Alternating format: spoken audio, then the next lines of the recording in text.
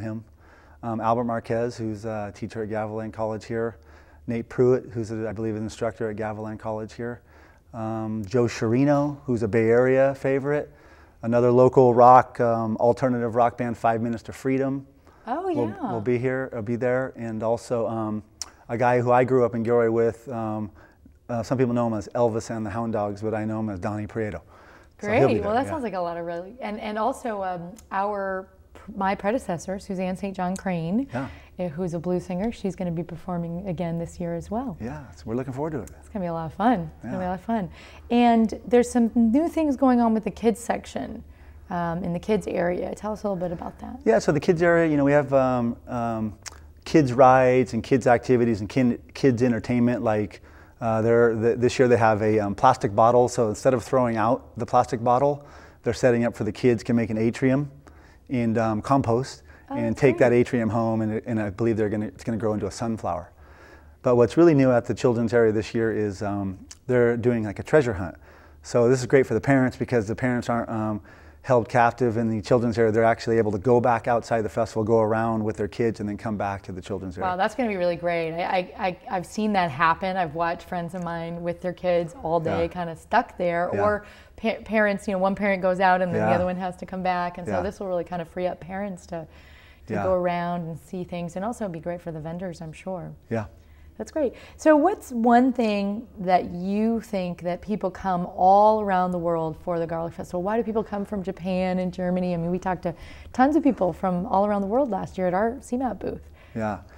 You know, we have a lot of great, unique foods at our festival, not just for the food that we cook, that's traditional, people come back for every single year, but we have food vendors that come back as traditional foods, but we also find new ones all the time. So people find something unique.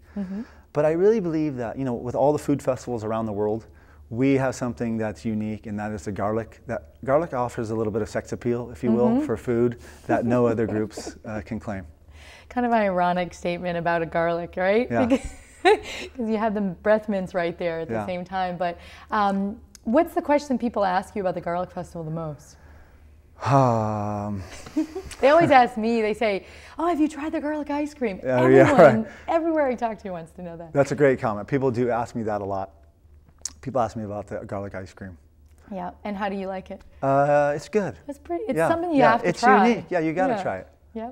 So just to kind of get back and summarize, because we're about wrapping up here, the sustainability thing, what do you see that might happen in the future even around sustainability as this year kind of a kickoff of sustainability issues at the festival? I hope that we find other local food purveyors will find interest in what we're doing and then want to bring their product to the Garlic Festival, and then we'll be able to promote them. It'll be a kind of a symbiotic relationship. I believe that food lovers like the idea of locavore and eating local foods, and also meeting the people who are producing their food. So whether it's local wineries and their families, the local olive oil guy, or the fishermen from Monterey bringing the squid, I think people want to know them. We've had a lot of kids that are part of our summer youth programs who say they don't know where their food comes from sometimes. And so we'd love to, you know, as CMAP, get them out with cameras, and maybe we'll have them go talk to some of those local vendors that are from local farms. Yeah, be great look forward to it. Well, thanks so much for being with us today. It's been wonderful to talk with you, and I wish you the best of luck in leaving your legacy as president this year. Thanks for all the hard work that you do as president, because I know that's an awful lot of work, so thank you for all that you do for the community. And we'll look forward to talking with you at the festival, because CMAP, as you know, will be there again this year with our volunteers and our staff shooting every aspect of the Garlic Festival. Yeah, thanks for having me. Absolutely. Thanks.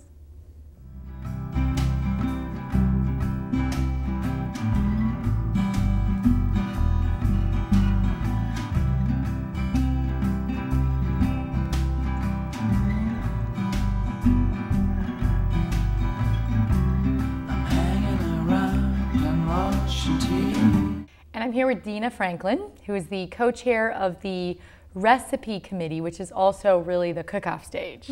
So tell us a little bit about the exciting things that are going to be happening on the cook-off stage, which is bigger and better this year. Yeah, literally, physically bigger and better. We have a couple competitions on Friday, which we've added a competition we normally don't do on Friday, which We're really excited because it's city versus city. So it's Morgan Hill, Maurizio's versus the Dago brothers of Gilroy, which the Dago brothers are known as a couple chefs that are local that are really great, chefs. So it's kind of like a really neat kind of city versus city type of deal. That is a rivalry that just will never end, will it? Right, never. No. And if you know Friday's kind of like a local day. A lot of local people come out. So this is perfect. And then we have the Master Chef, which is something we started last year, and we'll have Adam Sanchez and his assistant Ann come out, and they're going to go against the Vicroy brothers, and they've been known as the pyro kind of chefs at the Garlic, at the cook or the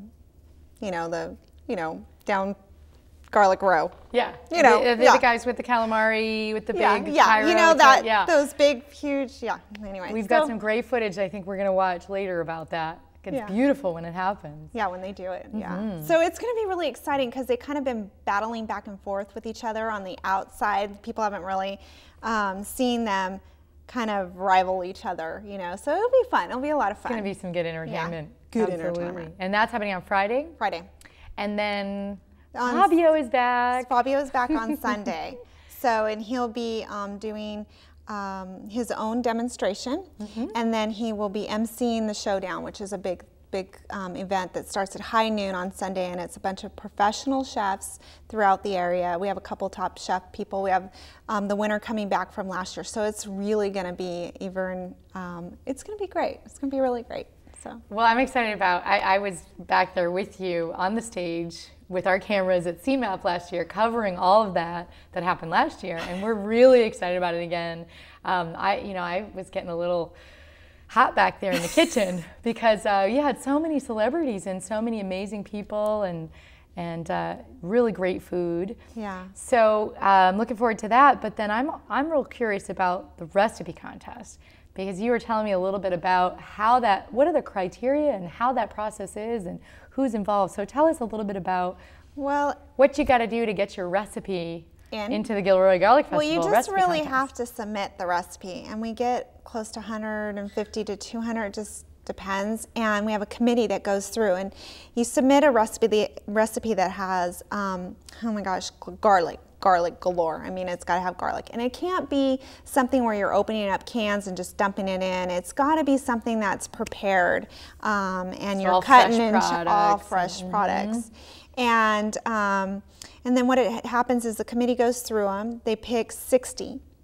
So we go through each one and we look at and it's a bunch of people. It's a big committee, so that we get the right 60, and it has a variety of just different things, and desserts. And if you can believe, last year's winner was a cookie. The last two have been desserts. It's been desserts.